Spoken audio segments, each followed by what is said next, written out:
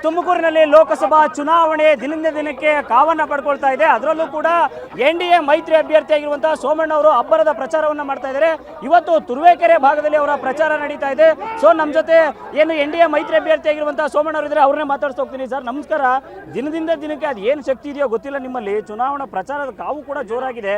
ಹೇಗಿದೆ sir trend? ಈಗ trend ಅಂತ ಅಲ್ಲ, ದೇಶಕ್ಕೆ ಮೋದಿ ಅವಶ್ಯಕತೆ ಇದೆ, ತುಮಕೂರಿಗೆ ಸೋಮಣ್ಣ ಅವಶ್ಯಕತೆ ಇದೆ ಅನ್ನೋದ ಜನ ಉತ್ಸಾಹ, ಪ್ರೀತಿ, ವಾತ್ಸಲ್ಯ, ಭಗವಂತ ದಯೆ, ಗುರುಗಳ ಆಶೀರ್ವಾದ, ಈ ಭಾಗದ ಜನರ ದೂರದೃಷ್ಟಿ, ಚಿಂತನೆ ಮತ್ತು ನಂಬಿಕೆ, ಅದು ಇವತ್ತು ನಮ್ಮನ್ನು ಈ ಮಟ್ಟಿಗೆ ತಗೊಂಡು ಹೋಗ್ತಾ ಇದೆ. ಸರ್ ಇವತ್ತು ಜೋಡೆತ್ತುಗಳ ಥರ ಒಂದು ಕಡೆ ಮಾಜಿ ಶಾಸಕರಿದ್ದಾರೆ, ಮತ್ತೊಂದು ಕಡೆ ಹಾಲಿ ಶಾಸಕರಿದೆ. ಅವರ ಸಪೋರ್ಟ್ ಹೇಗಿದೆ ಸರ್ ಇಲ್ಲಿನ ಭಾಗದಲ್ಲಿ? ನನಗನ್ನಿಸ್ತದೆ ಹಾಲು ಜೇನು ಇದ್ದಾಗಿದೆ. ಹಾಲು ಜೇನು ಇಬ್ಬರು ಸಪೋರ್ಟ್. ಇನ್ನು ಸಾಕಷ್ಟು ಕಡೆಗಳಲ್ಲಿ ಕಾಂಗ್ರೆಸ್ನ ಗ್ಯಾರಂಟಿಗಳು ಮಾತಾಡ್ತಿದ್ದಾವೆ, ನಮಗೆ ಈ ಬಾರಿ ಜಯ ಸಿಗುತ್ತೆ ಅನ್ನುವಂತಾರೆ. ಸೋಮಣ್ಣವ್ರಿಗೆ ಈ ಗ್ಯಾರಂಟಿಗಳು ಏನು ಮಾಡೋಕ್ಕಾಗಲ್ಲ ಅಂತೀರಾ?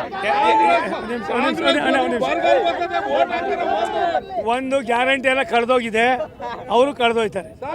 ಸಾಕಷ್ಟು ದೇವೇಗೌಡರು ಈ ರಾಷ್ಟ್ರದ ನಮ್ಮೆಲ್ಲರ ಪ್ರಸ್ಥಾಪಿತ ನಾಯಕರು, ಅವರ ದೂರದೃಷ್ಟಿಯ ಚಿಂತನೆ 91 ವರ್ಷದಲ್ಲಿ ಇವತ್ತಿಗೂ ಕೂಡ ದೇಶದ ಭವಿಷ್ಯ, ಈ ದೇಶ ಮುಂದೆ 140-50 ವರ್ಷದಲ್ಲಿ ಯಾವ ರೀತಿ ಇರ್ಬೋದು ಅನ್ನೋ ಅವ್ರು ತಾಡ್ಸಿದೆಯಲ್ಲ, ಇದು ಭಗವಂತನ ದಯೆ, ದೇವರ ಆಶೀರ್ವಾದ, ದೇವೇಗೌಡರು ಮಾಡಿರ್ತಕ್ಕಂಥ ದೊಡ್ಡ ಸಾಧನೆಗಳು. ಎಲ್ಲಕ್ಕೆ ನಮಗಿಲಾಗಿ ದೇಶಕ್ಕೆ ಭವಿಷ್ಯ ಇದೆ ಅನ್ನೋದನ್ನು ಸನ್ಮಾನ್ಯ ನರೇಂದ್ರ ಮೋದಿಯವರು 3ನೇ ಬಾರಿಗೆ ಪ್ರಧಾನಿ ಆಗಬೇಕು ಅಂತ ಮೊದಲು ಯಾರಾದರೂ ಒಂದು ಸಂದೇಶ ಕೊಟ್ಟವರು ನಮ್ಮ ನಾಯಕರಾದ ಸನ್ಮಾನ್ಯ ದೇವೇಗೌಡರು. ಆಗಿರೋದ್ರಿಂದ ಕರ್ನಾಟಕ ಯಾವುದೇ ಕಾರಣಕ್ಕೆ ಯಾವುದೇ ಗ್ಯಾರಂಟಿನೂ ಇಲ್ಲ, ಪಾರಂಟಿನೂ ಇಲ್ಲ, ಎಲ್ಲವೂ ಕಳ್ಕೊಂಡೋಗಿದೆ. ಒಂದು ಸತ್ಯ, ದೇಶಕ್ಕೆ ನರೇಂದ್ರ ಮೋದಿಯವರು ಪ್ರಧಾನಿ ಆಗೋದು ಎಷ್ಟು ಸತ್ಯನೋ, ದೇವೇಗೌಡರು, ಕುಮಾರಸ್ವಾಮಿಯವರು ಈ ರಾಜ್ಯದ ಏನು ಇವತ್ತಿನ ಗೊಂದಲ ಇದೆ, ಇದಕ್ಕೆ ಸನ್ಮಾನ್ಯ ಯಡಿಯೂರಪ್ಪನವರು ರಾಜ್ಯವಾಗಿ ಸೇರಿ ಇವೆಲ್ಲವನ್ನು ಕೂಡ ನಿವಾರಣೆ ಮಾಡ್ತಕ್ಕಂಥ ಕೆಲಸ. ಇವತ್ತು ಪ್ರಧಾನಿ ಮೋದಿಯವರು ಬೆಂಗಳೂರಿಗೆ ಆಗಮಿಸ್ತಾ ಇದ್ದಾರೆ, ಒಂದು ಕಡೆ ಚಿಕ್ಕಬಳ್ಳಾಪುರದಲ್ಲೂ ಕೂಡ ಸಮಾವೇಶ ಇದೆ. ಈಗ ತುಮಕೂರಿಗೆ ಯಾವ ಕೇಂದ್ರ ನಾಯಕರು ಬರ್ತಾ ಇದ್ದಾರೆ ಸರ್? ಅಮಿತ್ ಶಾ ಅವರು 24ನೇ ತಾರೀಕು ಬರ್ತಾ ಇದ್ದಾರೆ. ನಾನು ಎಲ್ಲವನ್ನು ಬಿಟ್ಟು ಪಂಚಾಯತಿ ಲೆವೆಲ್ಗೆ ಹೊರಟೋಗಿದ್ದೀನಿ.